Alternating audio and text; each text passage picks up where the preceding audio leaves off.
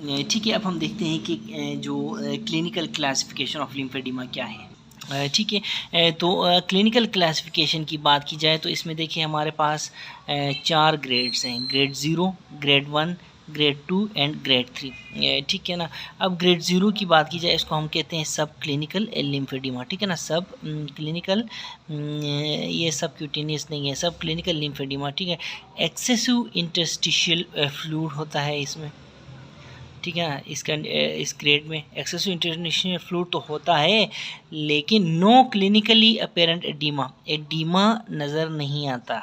ठीक है ना, क्लिनिकली अपेरेंट नहीं होता, इसको हम ग्रेड 0 बोलते हैं। फिर ग्रेड 1 क्या है, एडीमा हो जाता है। ठीक है, एडीमा ग्रेड 1 में एडीमा आ गया है ये। ठीक है, और ये पिट्स ऑन प्रेशर, ग्रेड 1 में एडीमा पिटिंग एडीमा होता है ग्रेड 1 में। ठीक है, याद रखो, grade 1 lymphoedema pitting oedema होता है। ठीक है ना, और ये एडीमा अगर आप एलिवेट करें लिम्फ को और बेड रेस्ट दें तो ये डिसअपियर हो जाता है ग्रेड 1 वाला। ठीक है ना, it shows a disease is at reversible stage. ठीक है ना, ग्रेड 1 का। ठीक है, ठीक है। फिर ग्रेड 1 जैसे जैसे जैसे जैसे सीवियर होता जाता है तो ग्रेड 2 लिम्फेडिमा में कन्वर्ट होता है, और ग्रेड 2 एडिमा डज नॉट पिट। देखो, ये पिटिंग नहीं आ रहा है इसमें, इसमें ग्रेड 1 एडिमा था और पिटिंग आ रही थी, it was pitting oedema. Grade 2 में नॉन पिटिंग एडिमा होता है, और oedema does not reduce on elevation और बेड रेस्ट। ठीक है, इसी में माइनस माइनस कर दें तो वो ग्रेड 2 बन जाएगा। ठीक है, ग्रेड 3 में फिर क्या है, oedema is associated with irreversible skin changes आएगा ग्रेड 3 में। ग्रेड 3 में क्या आएगा, ठीक है, ये देखें ग्रेड 3 में एडिमा तो है, एडिमा तो है, डेफिनेटली नॉन पिटिंग है, क्योंकि ऑलरेडी ग्रेड 2 में नॉन पिटिंग नॉट रिड्यूसेबल था, तो इसमें भी तो वैसे भी नॉन पिटिंग ही होगा, क्योंकि उसी ने प्रोग्रेस होता है ना आगे। उसके बाद इरिवर्सिबल स्किन चेंजेस भी इसमें आएंगी। अब पिछले दिनों एक पेशेंट आया था ग्रेड वो 2 का था। ठीक है, वो नॉन पिटिंग था, और क्या था वो, उसमें नॉट रिड्यूसेबल था विद बेड एलिवेशन, और उसमें स्किन चेंजेस नहीं थे। ठीक है, अच्छा, अब इसकी मैनेजमेंट कैसे करेंगे, द एम क्या है मैनेजमेंट का, पिटिंग लिम्फ एडिमा की मैनेजमेंट का एम क्या है, कि हम इसको पेन फ्री कराएं पेशेंट को, स्वेलिंग फ्री कराएं पेशेंट को, और कॉम्प्लिकेशन से उस पेशेंट को हम बचा सकें। ठीक है, ये एक एम है। ठीक है ना, तो सबसे पहले पेन रिलीफ के लिए हम क्या क्या देंगे। ठीक है, पेन रिलीफ के लिए हम देखो ओपियोइड्स दे सकते हैं, नॉन ओपियोइड्स दे सकते हैं, for example NSAIDs, this and that. इसी तरह कॉर्टिकोस्टेरॉइड्स हम दे सकते हैं। ठीक है, देखो कॉर्टिकोस्टेरॉइड्स, इसी तरह एंटी डिप्रेसेंट दे सकते हैं, और मसल रिलैक्सेंट्स दे सकते हैं, और कभी कभी ज़रूरत पड़े तो नर्व ब्लॉक्स भी दे सकते हैं। यहाँ तक कि देखो, अंदाज़ा करो, ये नर्व ब्लॉक्स भी दे सकते हैं पेन रिलीफ के लिए।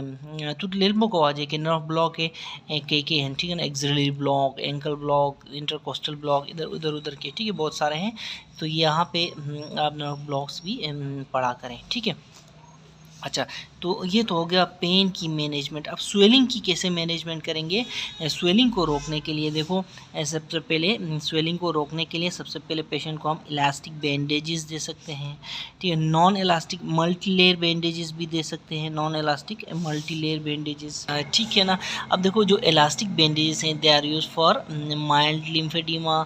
अच्छा, non elastic multilayer bandages are use for severe swelling. ठीक है, सीवियर एडिमा, अच्छा सीवियर स्वेलिंग बोलो या एडिशन बोलो। फिर कंप्रेशन गारमेंट्स, देखो कंप्रेशन गारमेंट्स देने का क्या मकसद है। ठीक है ना, कंप्रेशन गारमेंट्स जो हैं they are mainstay of management of control of lymphoedema. ठीक है ना, ये mainstay of control of lymphoedema है। तो अब क्या है कि देखो इसमें फिर प्रेशर, देखो प्रेशर हमने लगाना कितना है, आर्म पे 30 to 40 मिलीमीटर ऑफ मर्करी, और pressure in the leg 40 to 60 millimetre of mercury. ये कंप्रेशन गारमेंट्स क्या करते हैं,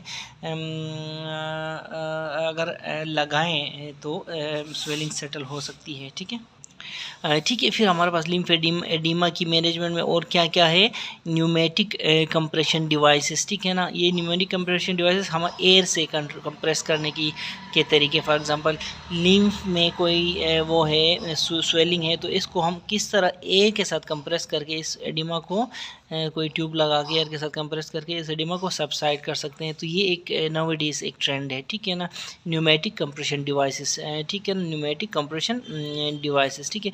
फिर अगर ड्रग्स की बात की जाए तो हम बेंजोपायरोन्स, ठीक है ना, बेंजोपायरोन्स देते हैं। बेंजोपायरोन्स क्या करते हैं, ये एक ग्रुप ऑफ ड्रग्स है, ये क्या करते हैं, रिड्यूस करते हैं कैपिलरी परमिएबिलिटी को, ठीक है ना। बेंजोपायरोन्स दे रिड्यूस कैपिलरी परमिएबिलिटी, जिसकी वजह से लिम्फ फॉर्मेशन भी कम हो जाती है और स्वेलिंग को सबसाइड करने में मदद मिलती है बेंजोपायरोन्स, ठीक है, ठीक है। फिर हमारे पास ड्रग्स के बाद छठा जो ऑप्शन है इसमें सर्जरी आती है। सर्जरी देखें, जो सर्जरी बेनिफिट्स, ठीक है ना, only in small minority of patients, ठीक है। सर्जन क्या करता है, सर्जरी करता है, और ये सर्जरी 3 कैटेगरीज में हमने अभी तक डिवाइड की हुई है। सबसे पहले देखें बाईपास प्रोसीजर्स आते हैं, बाईपास प्रोसीजर्स, फिर लाइपोसक्शन, ठीक है, लाइपोसक्शन, और फिर लिम्ब रिडक्शन, ठीक है।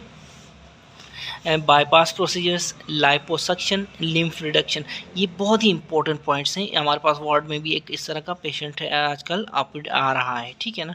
बाईपास प्रोसीजर सर्जरी के, लिम्फ सक्शन, लाइपोसक्शन और लिम्ब रिडक्शन, ठीक है। बाईपास प्रोसीजर्स की सबसे पहले बात की जाए तो the most important is lymphovenous anastomosis, ठीक है ना, लिम्फोवेनस एनास्टोमोसिस, लिम्फोवेनस एनास्टोमोसिस, ठीक है। फिर लाइपोसक्शन की बात की जाए, ठीक है, लाइपोसक्शन गुड रिजल्ट्स दिखाती है in decreasing lymph oedema volume.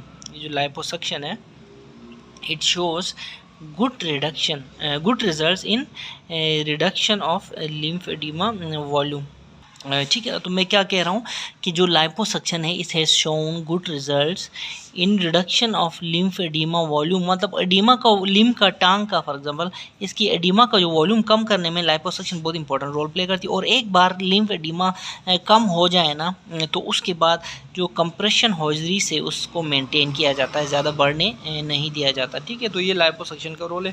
फिर lymph reduction procedures, these are indicated when a limb is so swollen that it interferes with the mobility and livelihood.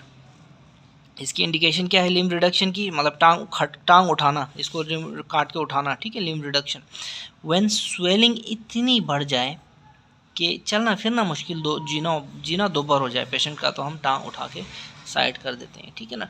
तो 4 ऑपरेशंस हम करते हैं लिम्ब रिडक्शन के लिए, ये मैं आपको बताता हूँ, ठीक है। देखिए मैं क्या कह रहा हूँ कि सर्जिकल जो ट्रीटमेंट है लिम्फेडिमा की, ये फिर हमारे पास ये 3 तरीके हैं, ठीक है ना। सबसे पहले हमारे पास है बाईपास प्रोसीजर्स,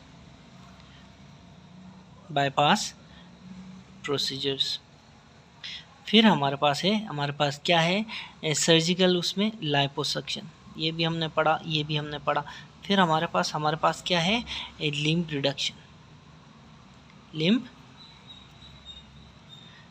रिडक्शन।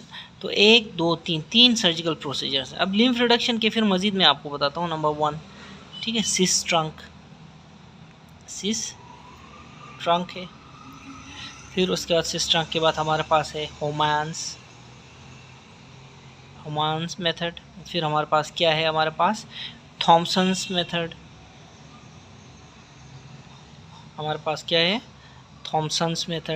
फिर हमारे पास क्या है चार्ल्स, ठीक है। तो ये ओवरऑल लिम्फ एडिमा की जो सर्जिकल, वैसे तो लिम्फ एडिमा की और भी है ना, जिसमें हम देखते हैं ग्रेजुएटेड कंप्रेशन स्टॉकिंग्स हो गए, लिम्फ एलिवेशन एनाल्जेसिक्स हो गए, स्वेलिंग के लिए इलास्टिक बैंडेजेस हो गए, non elastic multi layer bandages, ये सारे के सारे, प्लस ड्रग्स, प्लस आखिर में सर्जरी था। तो सर्जरी का ये है कि 3 तरीके हैं सर्जरी के। बाईपास प्रोसीजर करते हैं हम, या तो हम लाइपोसक्शन करते हैं, या तो हम लिम्ब रिडक्शन करते हैं। लिम्ब रिडक्शन के फिर Sistrunk procedure, Homans method, Thompson's method या चार्ल्स मेथड, ये सारे हैं, ठीक है। तो ये आपने ये इस तरह याद रखना है, ये चार्ट। ठीक है ना। तो अगर इंटरफेयर करें मोबिलिटी के साथ और लाइवलीहुड के साथ, तो हम क्या करते हैं, हम लिम्ब रिडक्शन करते हैं। वही वाली बात मैं इंग्लिश में बता रहा हूँ, यहाँ आप देख भी सकते हैं, ठीक है ना। अच्छा, ये देखो कि 4 ऑपरेशंस हैं हमारे पास, वही वाली बात, थॉमसन, चार्ल्स, सिस्ट्रंग, होमान्स, ठीक है ना। एक होमान्स टेस्ट वेरिकोस वेन्स में भी था, याद है, होमान्स साइन या होमान्स टेस्ट, जो जिसमें डी या फिर हम डीवीटी में था या वेरिकोस वेन में था, वो हम इसके साथ देखेंगे कि उसमें और इसमें क्या डिफरेंस है। लेकिन ये तो खैर प्रोसीजर है, सर्जिकल प्रोसीजर, वो एक टेस्ट था, ठीक है। तो फिर इसका निमोनिक मैंने क्या बताया हुआ है, TCSH, TCSH, ठीक है, थॉमसन, चार्ल्स, सिस्ट्रंग और होमान्स, ठीक है। सबसे पहले हम देखते हैं सिस्ट्रंग को। सिस्ट्रंग में क्या होता है, हम लेते हैं a wedge of skin and subcutaneous tissue, ठीक है ना, a wedge of skin and subcutaneous tissue, exercise करते हैं इसको पकड़ के, ठीक है, एक्सरसाइज करते हैं। उसके बाद उस वोंड को हम क्लोज करते हैं, एक्सरसाइज करके फेंक देते हैं और वोंड को क्लोज करते हैं सिस्ट्रंग में, ठीक है ना। इसी तरह होमान्स में क्या है, हम स्किन फ्लेप को हम एलिवेट करते हैं, ठीक है ना, स्किन फ्लेप्स को हम एलिवेट करते हैं, सबक्यूटेनियस टिश्यू को एक्सरसाइज करते हैं हम होमान्स में हम सबक्यूटेनियस टिश्यू को बल्कि सबक्यूटेनियस टिश्यू को एक्सरसाइज करते हैं, ठीक है ना। अच्छा देखो, ठीक है ना। अच्छा, अब क्या है, अब सबक्यूटेनियस टिश्यू एक्सरसाइज हुआ है, ठीक है, यानी कि हमने स्किन का ऐसे करके फ्लैप उठाया, नीचे से बहुत सारा सबक्यूटेनियस टिश्यू रिमूव किया। अब जब रिमूव किया सबक्यूटेनियस टिश्यू, तो फ्लैप नीचे जगह कम हो गई और फ्लैप इतना बड़ा लग रहा है जैसे फ्लैप पूरी की पूरी चादर लग रहा है। तो हम क्या करते हैं फिर, अब इन फ्लैप्स को बराबर करने के लिए हम क्या करते हैं, इन फ्लैप्स को हम फिर ट्रिम करते हैं, ठीक है ना। अब ट्रिम करते हैं तो फिर क्या है, इस ट्रिमिंग के बाद फ्लैप फिट हो जाता है उस जगह में, ठीक है। देखो ऐसे फ्लैप उठाया, नीचे से सबक्यूटेनियस टिश्यू उठाया तो फ्लैप बहुत बड़ा लगने लगा, उसको फिर हम ट्रिम करके ऐसे काट के बराबर करके लगा लेते हैं, फिट हो जाता है। फिर तो किस पे फिट हो जाता है, ठीक है ना, लेग पे, क्योंकि लेग की जो गिर्थ है अब एक्सीजन के बाद कम रह गई है ना, ठीक है, लेग की जो गिर्थ है एक्सीजन के बाद कम रह गई है और फ्लैप बड़ा बड़ा लग रहा है, इसलिए फ्लैप को हम काटते हैं ताकि हम सही तरीके से फिट करके उसको क्लोज कर सकें। और फिर हम क्या करते हैं, प्राइमरीली उसको क्लोज करते हैं स्टिच लगा के, ठीक है। इसी तरह थॉमसन्स है, तीसरा थॉमसन्स में इस one flap is sutured to deep fascia and buried beneath the second flap. ये थॉमसन्स थोड़ा मुश्किल है।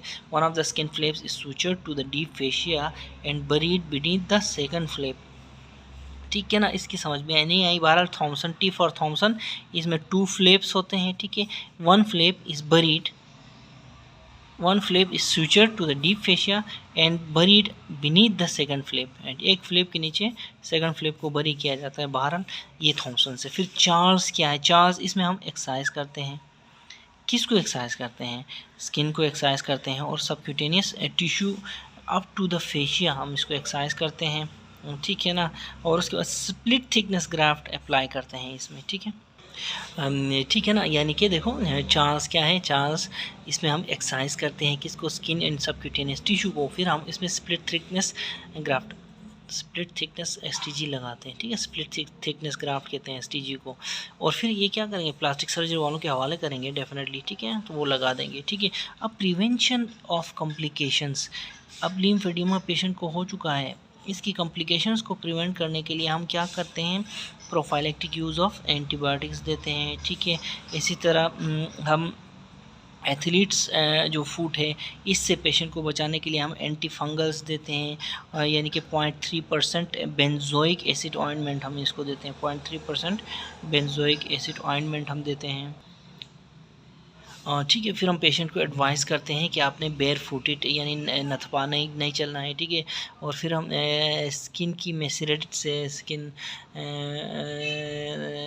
ठीक है ना, स्किन को मेसरेट होने नहीं देना, ठीक है, मेसरेट होने नहीं देना पेशेंट को हम एडवाइस करते हैं। इंसेक्ट रिपेलेंट्स और स्प्रेस हम यूज़ करने का मशवरा देते हैं। हम फिर कहते हैं कि बाइट्स जो है मस्कीटो बाइट्स या फिर डॉग बाइट्स, इनसे आपने बचाना है, ठीक है। उसके अलावा प्रोटेक्ट द अफेक्टेड स्किन को आपने क्या करना है, धूप से बचाना है, ठीक है ना। सन ब्लॉक वगैरह आप यूज़ कर सकते हैं। फॉर ड्राई स्किन, अगर स्किन ड्राई है तो आप लिक्विड पैराफिन ऑइंटमेंट यूज़ कर सकते हैं। हाइपर केराटोटिक है तो 5% सैलिसाइलिक एसिड यूज़ कर सकते हैं, ठीक है ना। तो इसमें हम देखो क्या क्या चीज़ें देते हैं, एंटीबायोटिक्स, एंटी फंगल्स, अच्छा paraffin oil for dry skin, और अगर हाइपर केराटिटिक है तो 5% सैलिसाइलिक एसिड, ये चीज़ें हम साथ में देते हैं, ठीक है। साथ में मॉस्किटो रिपेलेंट्स हम देते हैं। अच्छा, उसके बाद हम क्या देते हैं इसमें, और पैदल चलने से मना रोकते हैं, ठीक है। और इसके अलावा बस यही है, ठीक है।